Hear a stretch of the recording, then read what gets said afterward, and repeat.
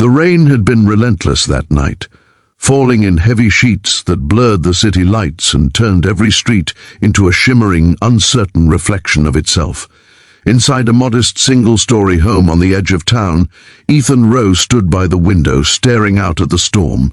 His 7-year-old daughter, Harper, was asleep in her room, her soft breathing a quiet comfort against the hum of thunder outside. Ethan rubbed his tired eyes. Another long day, another stack of unpaid bills sitting on the counter, another night wondering how much longer he could keep pretending everything was fine.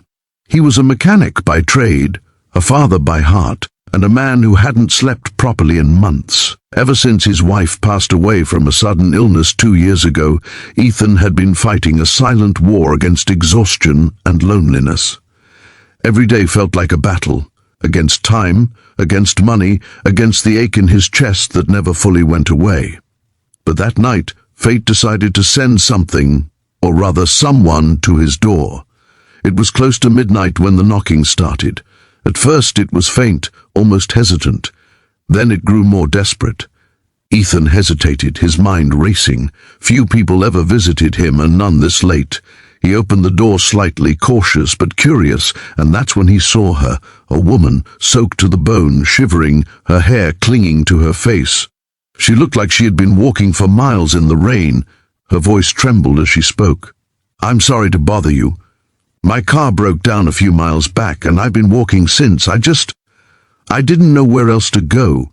If you believe in kindness, second chances, and how one simple act can change everything, take a moment to like, comment, share, and subscribe to Kindness Journal. Because what happens next is a story that proves humanity still has a heart." Ethan's first instinct was to help. He could see the fear in her eyes, but also something deeper, something broken, like she had been carrying more than just the weight of the storm. He stepped aside and said, "Come in, you're freezing." She hesitated, then stepped inside, dripping onto the worn-out rug. Ethan handed her a towel and an old sweatshirt of his. She introduced herself softly. Her name was Mara Jensen, a traveling nurse between jobs, trying to get to a nearby town for a temporary position. Ethan made her some tea and offered her the couch for the night. He couldn't afford to do much more, but he could at least offer warmth and shelter. They sat in silence for a while. The only sounds were the rain and the distant ticking of the wall clock. Mara looked around at the humble home. Faded photos of Harper's first day of school, an old calendar marked with car service appointments, and a small drawing taped to the fridge that said, "Daddy, you're my hero." Ethan caught her looking and smiled faintly. "My daughter," he said quietly. "She's everything I've got left."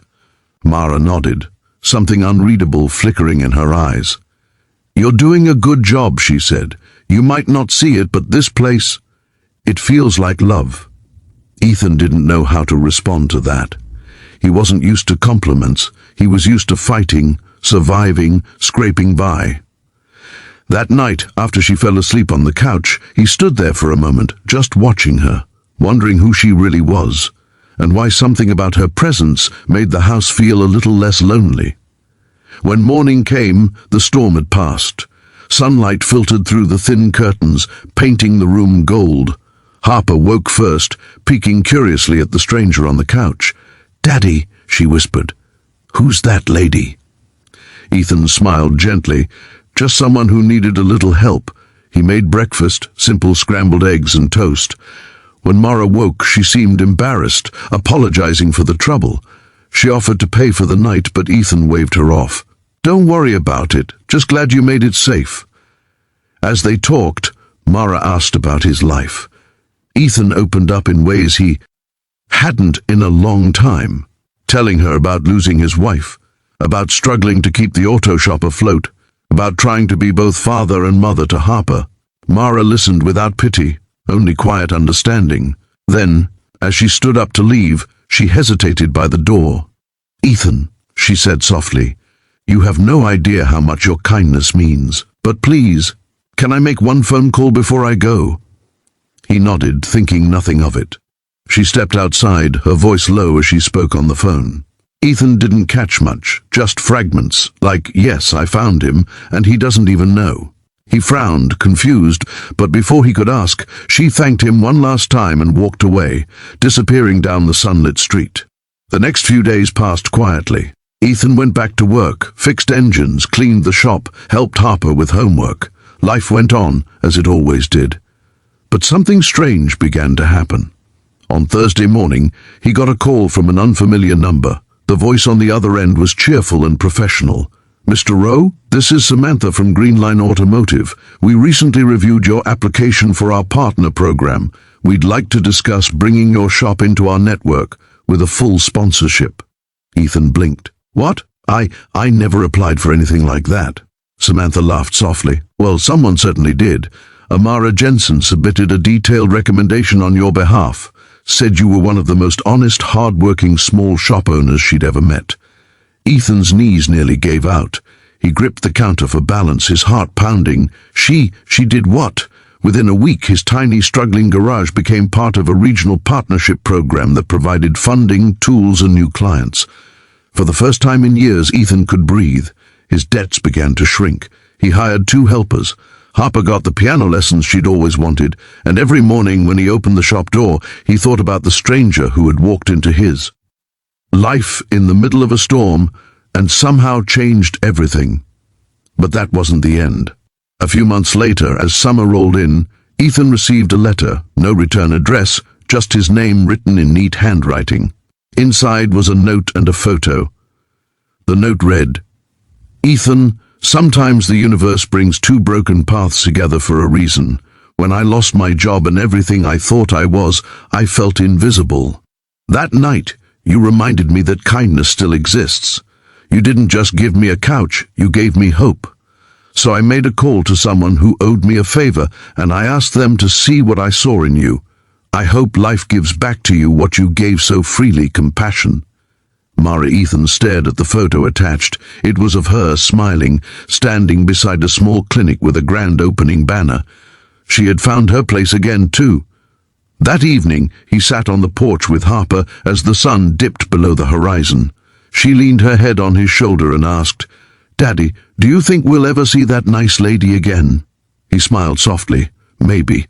But even if we don't, she's part of our story now." As the breeze rustled the trees, Ethan realized something profound. Sometimes the smallest act, a warm couch, a kind word, a helping hand, could ripple outward, touching lives in ways we may never see. And sometimes the people we save end up saving us right back. Weeks turned into months, and Ethan's shop flourished.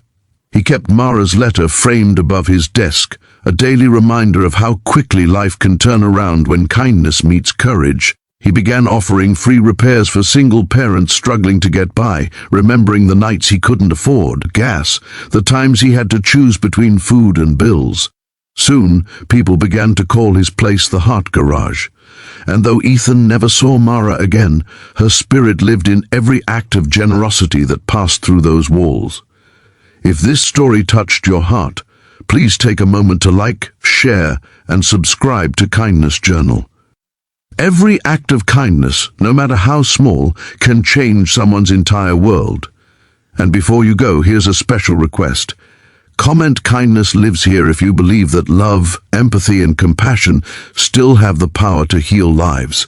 Because sometimes all it takes is one night, one stranger, and one phone call to change everything.